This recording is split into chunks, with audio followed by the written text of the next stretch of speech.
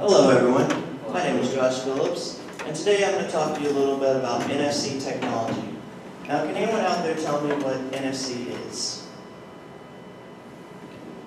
Alright, well that's what we're going to be covering today.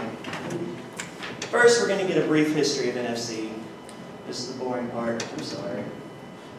NFC stands for Near Field Communication, and it started back in the early 1980s in the form of radio frequency identification, or RFID.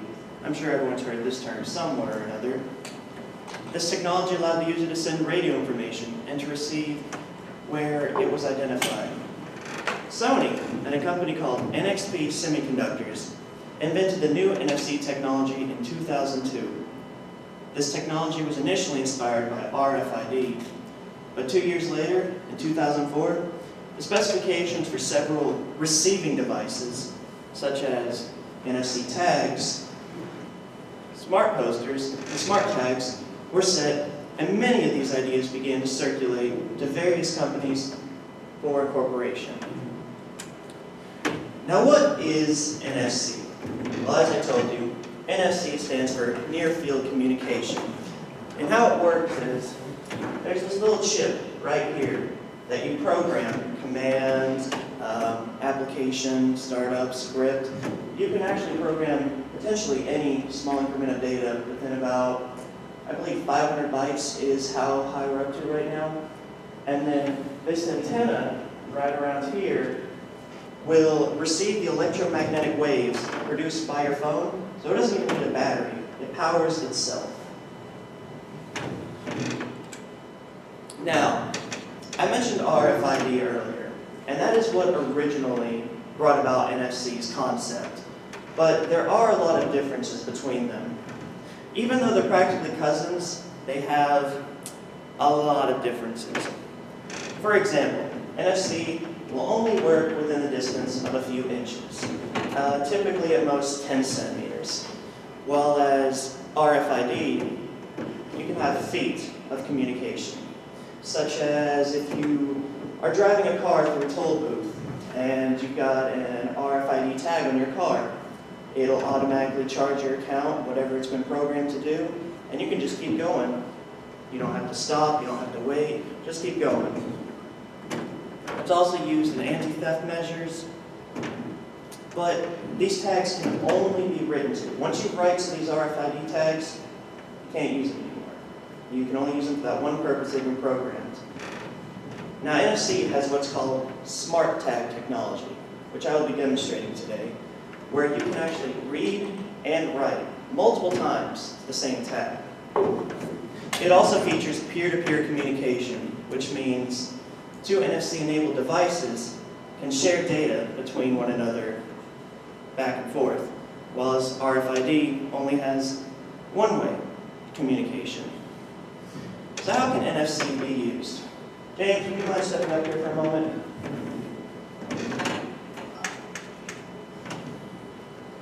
Alright, James, I'm a representative for this company, and our company would like to purchase about 100 computers from your company. And you just sold the deal. It's amazing, you got it, like, beautiful partnership coming up. But you left, and now you have no way of contacting me. You have to go through phone rodeo, you and your boss, and he's not going to be too happy about that. But let's rewind a little bit. I'd like to share my information with you right now. Alright, now can you tell me what just happened on your end? Created your contact number account. So you just received my contact info. Yeah. I just tapped on your phone. Yeah. Thank you. It's not limited to just contact info either. You can also use it to share internet links. You can launch script sequences. And you can even set it to dial a phone number if you were to program it to do so. There's many, many possibilities with this emerging technology. So now it's time for a demonstration. I'm just now getting acquainted with this device. Alright, so here I have my phone. Typical smartphone, I'm sure all of you have seen one. As you notice, my brightness is all the way up. I'm using a lot of power, Bluetooth, mobile data, all that. So what we're going to do is we're going to program this to put it into a power save mode. So right here I want the volume to go all the way down. I want the brightness to go down. I want the mobile data disabled and the Wi-Fi hotspot disabled.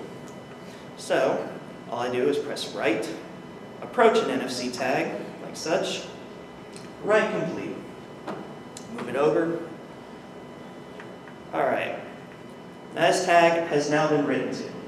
There are commands on here that will be initiated by my phone. So I just tap it to it.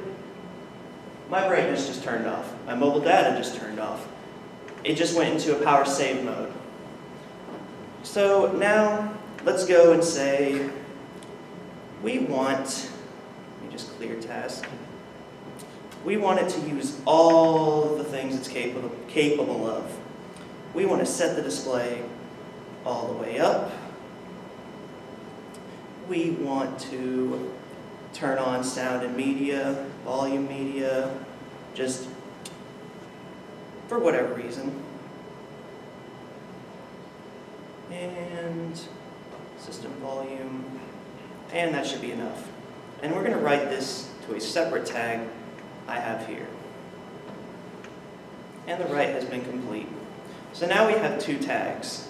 Now, let's say you put this on your door at home, and you say, you know what, I don't need to save power anymore, I'm at home.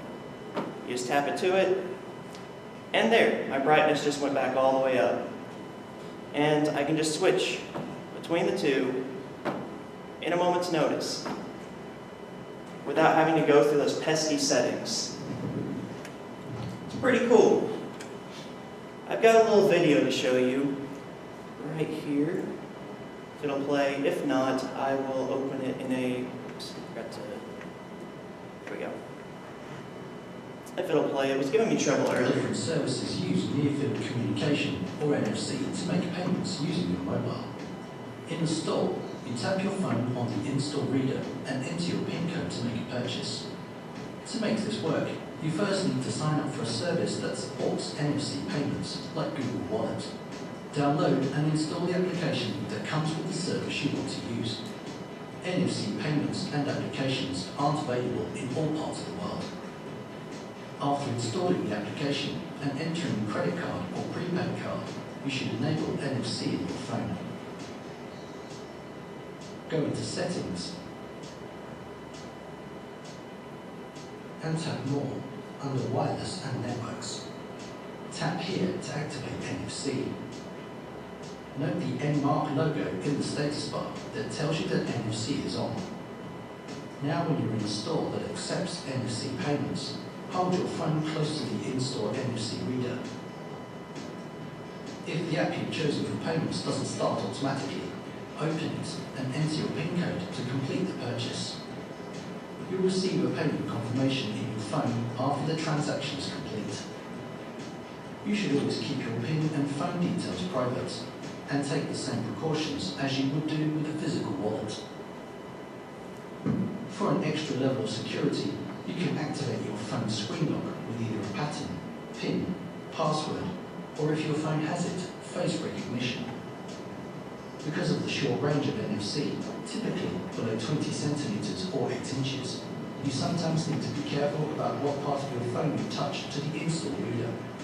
The NFC antenna is placed on the backside of your phone and is often marked with a small sticker with the N mark to help you aim. Thank you for taking the time to watch this film. Visit sonymobile.com for more information about your phone.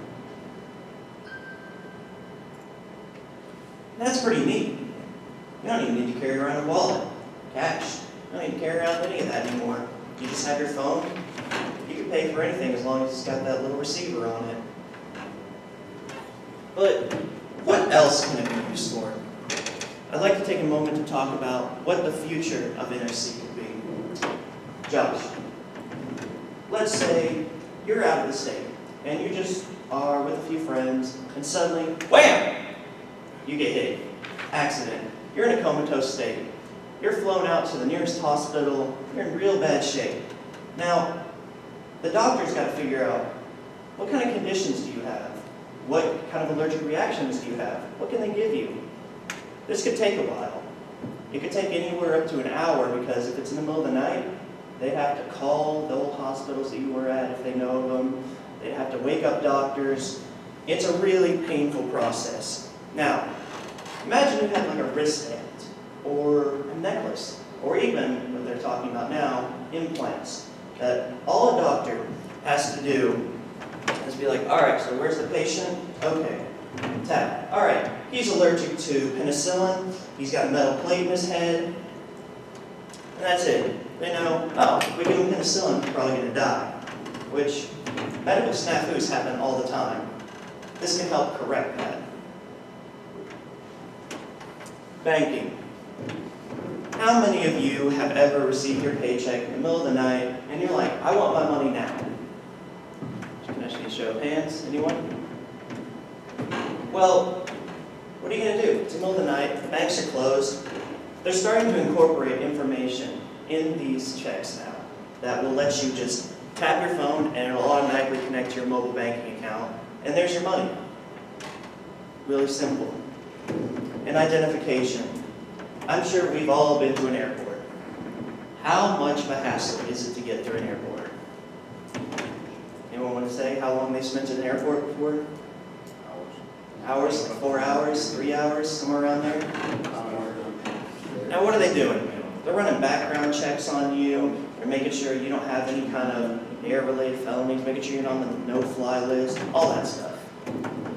But what if you have one of these somewhere? Like, I don't know, a passport, or a driver's license, military ID, state ID, anywhere. And all they have to do is tap this to a computer, and you're clear. Does a full background check, does all that. That's the kind of emerging technology that's coming out with identification software involving NFC. And lastly, I'm going to talk about security. Security has become a huge problem in the world today. All it takes is you walk away from your computer while you're logged in, and someone can just get access to very sensitive data, like that. Identities are stolen literally every minute. Well, let's put this in a card. Have that card on a reader. As soon as you clock in and sit at your workstation, tap that card to the computer, it unlocks. But you get an emergency phone call, or you need to go to the bathroom. You have to go through the process of unlocking it, and in some cases I've heard where your friend has to throw a sheet over his computer. Just remove the card, the computer automatically locks down.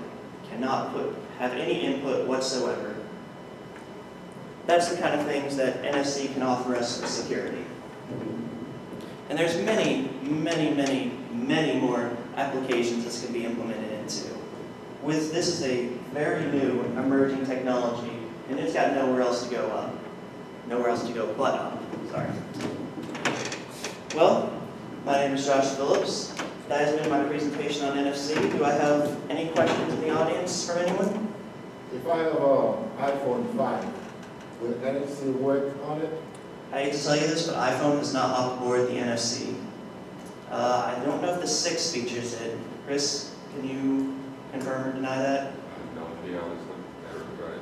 I don't think iPhones support NFC for some I was reason. looking for the feature on here on mine, but can't find But it. I do know they're starting to roll out Apple Pay, so Yeah. that has to have some sort of NFC mechanism, but it might be all proprietary and different.